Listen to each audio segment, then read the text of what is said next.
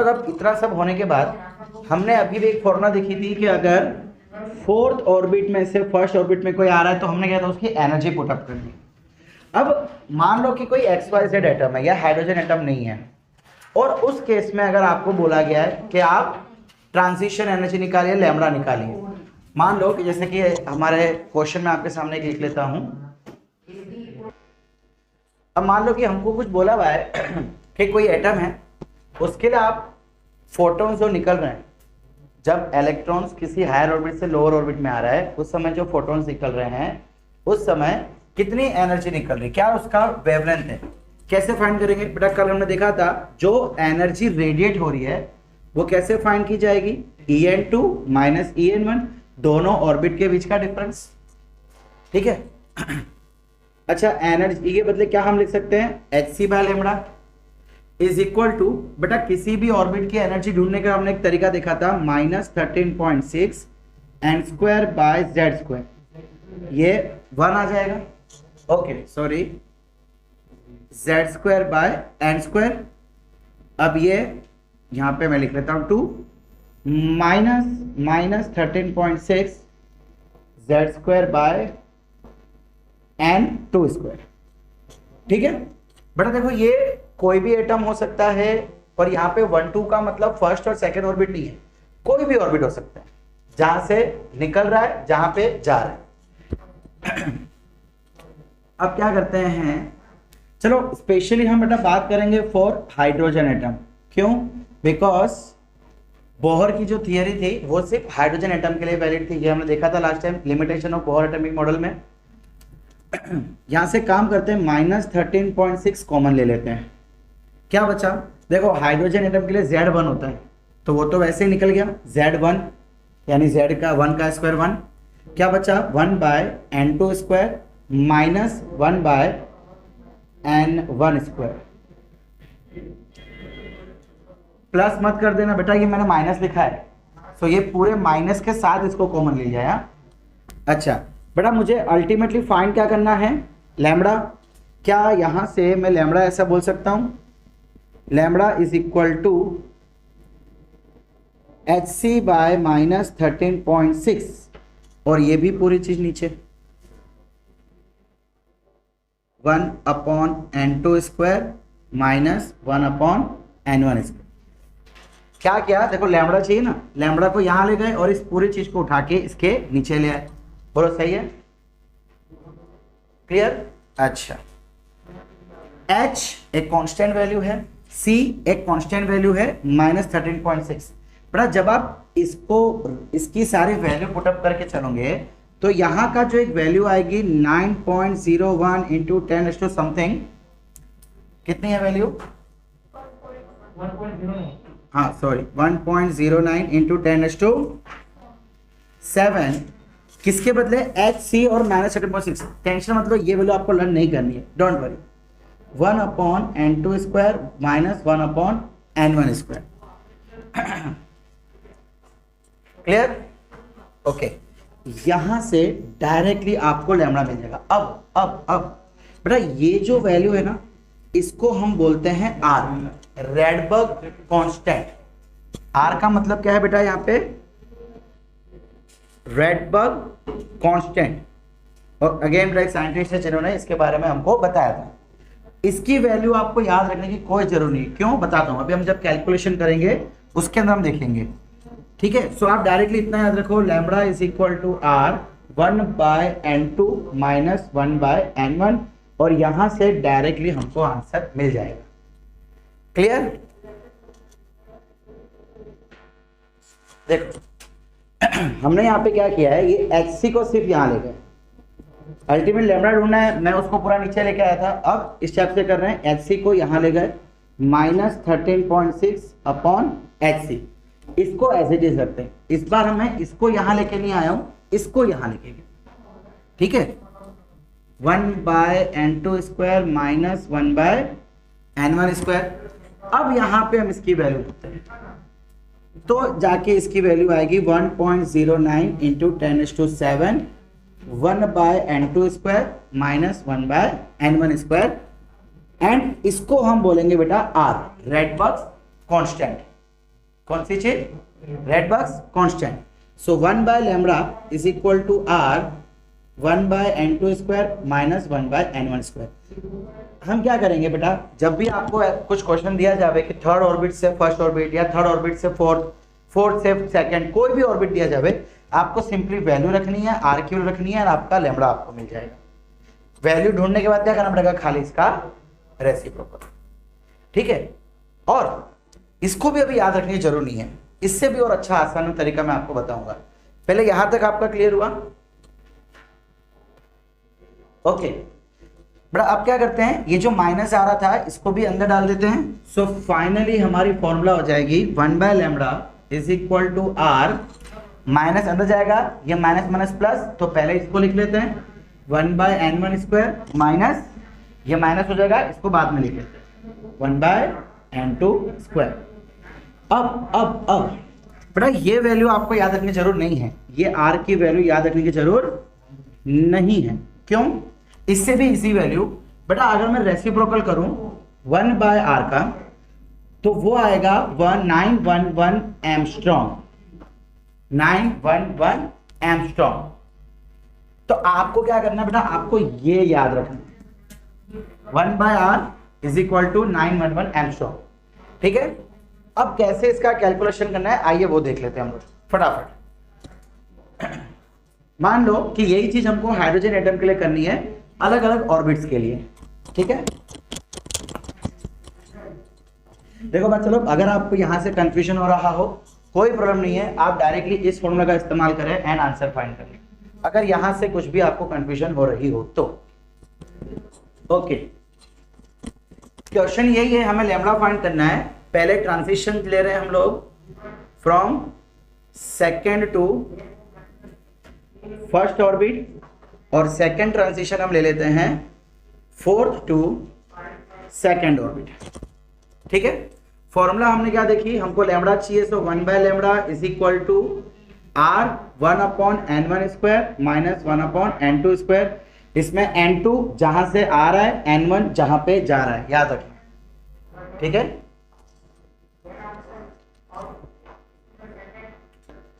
अच्छा बच्चा लोग एक चीज और देखो, हमने कौन सा H एटम बोला हुआ है।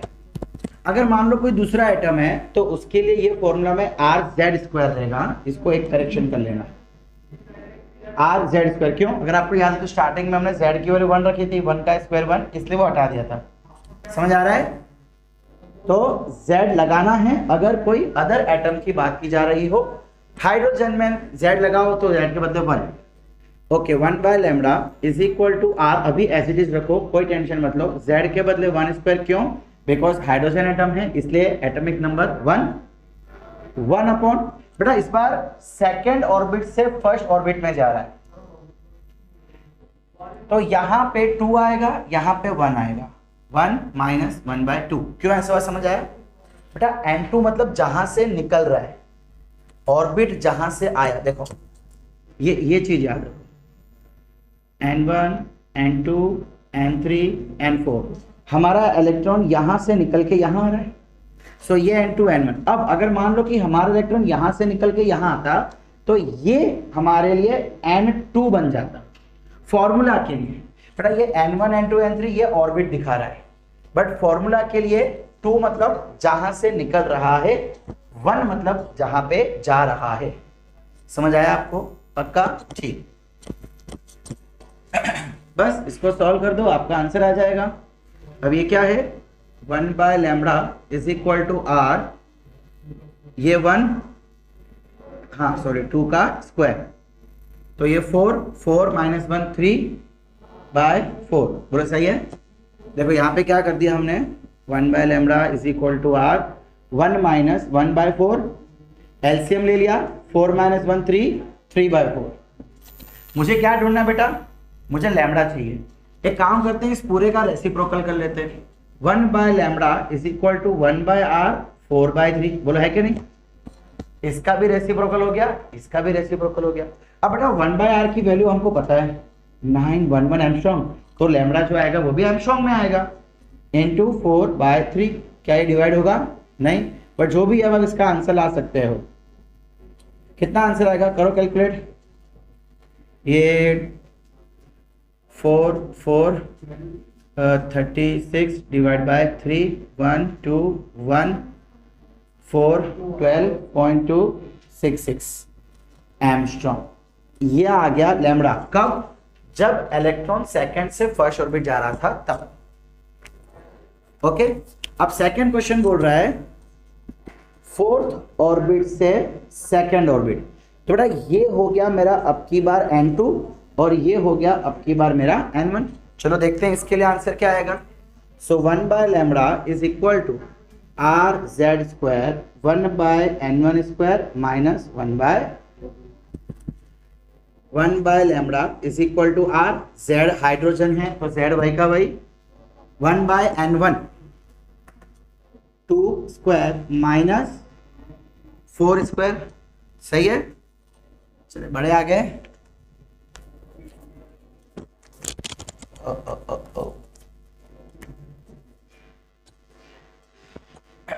1 by lambda is equal to, देखो आर को ना एंड तक वैसे का वैसे है, लास्ट में हमको रेसिप्रोकल करना ही पड़ेगा तब हम उसकी वैल्यू रखेंगे। यहाँ पे क्या हो जाएगा 1 बाय 4 माइनस 1 बाय 16, एलसीएम लेंगे तो यहाँ 4 मल्टीप्लाई करना पड़ेगा, 4 माइनस 1 3, सो 3 बाय 16। अब रेसिप्रोकल कर दो 1 बाय आर 16 बाय 3 और 1 बाय आर की जगह हम क्या रख देंगे 911 एंगस्ट्रॉम इंटू 16 बाय 3। इसका आंसर निकालो, कितना आ रहा है 4858.66 एंगस्ट्रॉम। सो ये हो गया हमारा आंसर। ठीक है बच्चा लोग, तो ऐसे आपको कोई भी एटम के लिए कोई भी ऑर्बिट से दूसरे ऑर्बिट तक के लिए क्वेश्चन आवे तो आप इजीली ऐसे आंसर ढूंढ सकते हो। क्लियर? ओके बच्चा लोग, अगर आपको क्वेश्चन में ऐसा बोले find lambda of photon emitted by electron falls, या ऐसा बोल दिया जावे फाइंड क्या कैलकुलेट लॉन्गेस्ट वेवलेंथ या तो फिर maximum wavelength for hydrogen atom, बस इतना ही बोल रहे हैं। हाइड्रोजन एटम के लिए लॉन्गेस्ट वेवलेंथ कितनी होगी वो बताना है।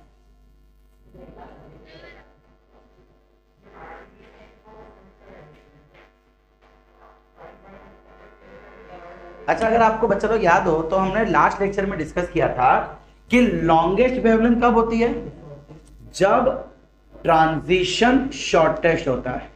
क्या चीज? Transition shortest. अब बेटा ट्रांजिशन शॉर्टेस्ट कब होगा, जब वो सेकंड ऑर्बिट से फर्स्ट ऑर्बिट में जाएगा। समझ आ रहा है? तो पहले हमको डायरेक्टली बोल दिया कि 2 से 1 में जा रहा है तो लैम्बडा फाइंड करो। अब हमें इनडायरेक्टली बोल रहा है कि 2 से 1 के लिए आंसर वही आएगा, बट अब की बार यूज क्या होगा वर्ड लॉन्गेस्ट। अच्छा, अगर मान लो लॉन्गेस्ट के बदले शॉर्टेस्ट बोल दिया होता, मान लो कि यहाँ पे शॉर्टेस्ट वेवलेंथ बोल दिया होता और यहाँ पे मिनिमम बोल दिया होता, तो बेटा उस समय के लिए ट्रांजिशन कैसी होती है, लॉन्गेस्ट। अरे लॉन्गेस्ट से भी समझ नहीं आ रहा कि यार कौन से ऑर्बिट से आना चाहिए, 4th से 5th से 10th से 20 से, कहां से पता नहीं ना। तो उस समय के लिए याद रखना, इस समय के लिए हम इंफिनिटी से, इलेक्ट्रॉन कहां से आ रहा है, इंफिनिटी से आ रहा है, कहां पे आ रहा है, फर्स्ट ऑर्बिट में आ रहा है। क्लियर? तो बस चलो शुरू हो जाते हैं। ये हो गया मेरा बेटा n2 और ये हो गया n1। 1 by lambda is equal to R Z square 1 by n1 square minus 1 by n2 square. 1 by lambda is equal to R Z के बदले 1 अपॉन n1 कितना है 1 square minus n2 infinity square. बेटा infinity का square भी infinity और 1 upon any infinity is always 0। क्या बच्चा है यहाँ पे r इंटू 1। मुझे लैम्बडा चाहिए, रेसिप्रोकल कर दो, सो आ जाएगा 911 एंगस्ट्रॉम। समझ आया? सो ये हो जाएगा शॉर्टेस्ट वेवलेंथ, या आप कह सकते हैं मिनिमम वेवलेंथ। क्लियर? अब बेटा ये जो ट्रांजिशंस है ये ऐसा जरूरी नहीं है कि हमेशा फर्स्ट ऑर्बिट पे ही जावे, इट माइट पॉसिबल कि ये सेकंड तक ही जावे। देखो अगर कोई इलेक्ट्रॉन है जो सेकंड ऑर्बिट में, सेकंड उसका ग्राउंड स्टेट है, तो रिटर्न भी सेकंड में ही होगा। देखो जरा सुन,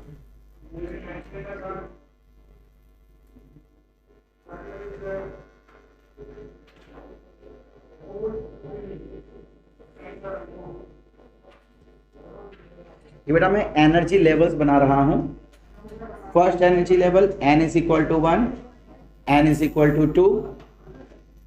हमें देखा था ना कि धीमे धीमे एनर्जी कम होती जाती है।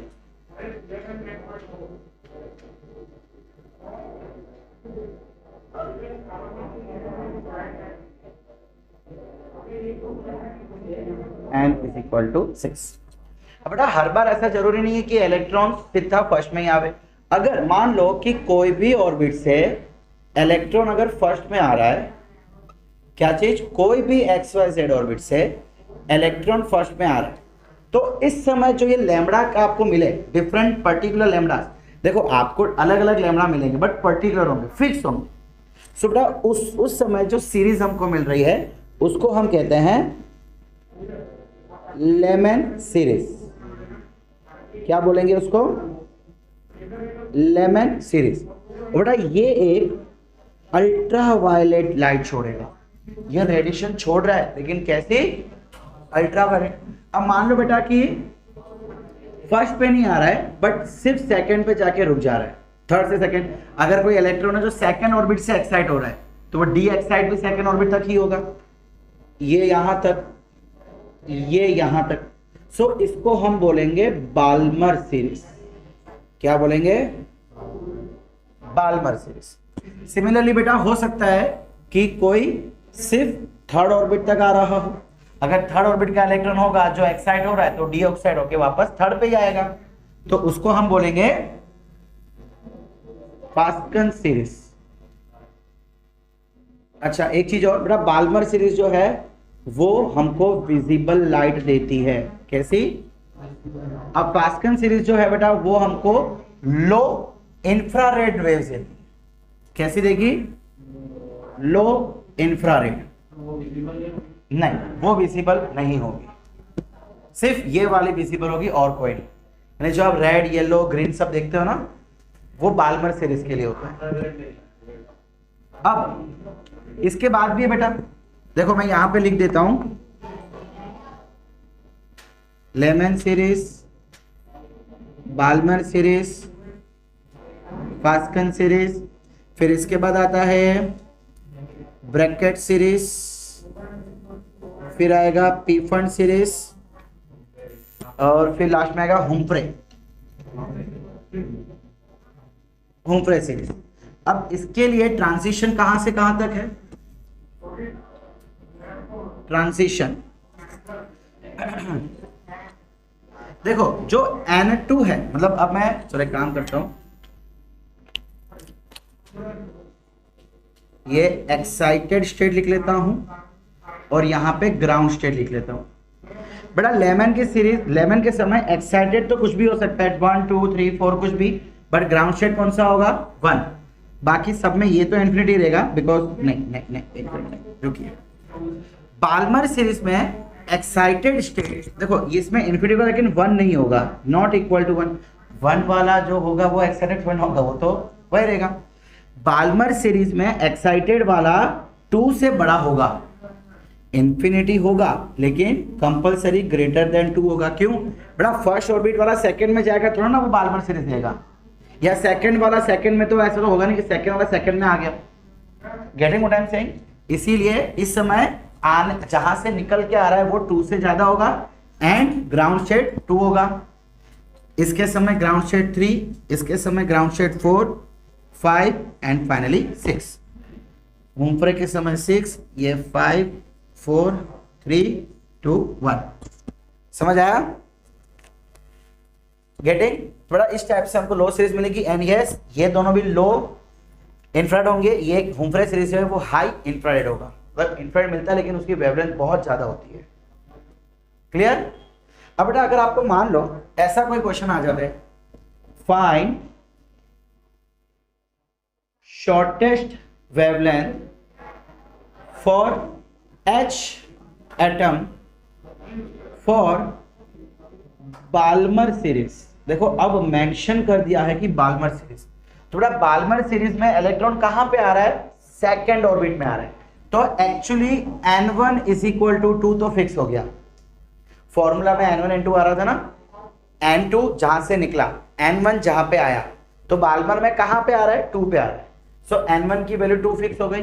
और बेटा शॉर्टेस्ट पूछा है, मतलब ट्रांजिशन लॉन्गेस्ट होना चाहिए। लॉन्गेस्ट ट्रांजिशन कब होगा, जब वो इन्फिनिटी से आएगा। सो N2 कितना हो जाएगा, इन्फिनिटी। ठीक है, अब इसके लिए अगर आप मैं लेमड़ा निकाल सकते हो आप लोग, R Z square upon 1 by N1 square minus 1 by N2 square. ये आपको खुद करना है, जो भी इसका आंसर आए। क्लियर, आपके पास सारी वैल्यूज अवेलेबल है। ओके बच्चा लोग, अभी चैप्टर का बस आखिरी टॉपिक नंबर ऑफ ट्रांजिशंस या नंबर ऑफ वेवलेंथ। देखो जब कोई इलेक्ट्रॉन किसी एक ऑर्बिट से दूसरे ऑर्बिट पे आ रहा है, तो ऐसा जरूरी नहीं कि वो डायरेक्टली आ जाए। एज पर एग्जाम्पल, डायरेक्टली अब एग्जाम्पल से देखते हैं। ये first orbit, second orbit, third orbit, fourth orbit. अब कोई इलेक्ट्रॉन अगर मान लो इधर बैठा हुआ है, हो सकता है कि वो डायरेक्टली यहां आ जाए, हो सकता है कि वो पहले यहां आवे और फिर यहां से यहां आवे। तो कितने ट्रांजिशन मिले बेटा, ये 1, ये 2 और ये 3। तो इस समय ट्रांजिशन कितने हो गए, 3। अगर मान लो कि इलेक्ट्रॉन फोर्थ ऑर्बिट से सीधा फर्स्ट ऑर्बिट पे आ रहा है, तो हो सकता है वो ऐसा हो, डायरेक्टली आ जावे, या थर्ड पे आवे, सेकंड पे आवे, फर्स्ट पे आवे, या ऐसा भी हो सकता है बेटा पहले सीधा सेकंड पे आवे, बाद में फर्स्ट पे आवे। कितने ट्रांजिशन हुए, 1 2 3 4 5 6। सही है, कितने ट्रांजिशन हुए बेटा, 1 2 3 4 5 एंड 6। अब जरा ध्यान से सुनो बेटा, ये जो ट्रांजिशन है ना, ये कॉमन रहेगा। इस समय जो वेवलेंथ होगी, देखो सेकंड से फर्स्ट में जो वेवलेंथ मिलेगी बेटा, वही वेवलेंथ तो यहां भी आएगी। हमने क्या कहा था कि डिफरेंस कभी चेंज नहीं होता, डिफरेंस चेंज नहीं होगा मतलब वेवलेंथ चेंज नहीं होगी। यस और नो? तो इसलिए हम इनको एक ही मान के चले, जो रिपीट हो रहा हो उसको दोबारा काउंट नहीं करेंगे। सो अल्टीमेटली कितने ट्रांजिशन हुए, ये 1, ये 2, यहां से यहां 3, ये यहां से यहां आ रहा है 4, ये 3 और ये 5। टोटल कितने हुए, 5 ट्रांजिशन।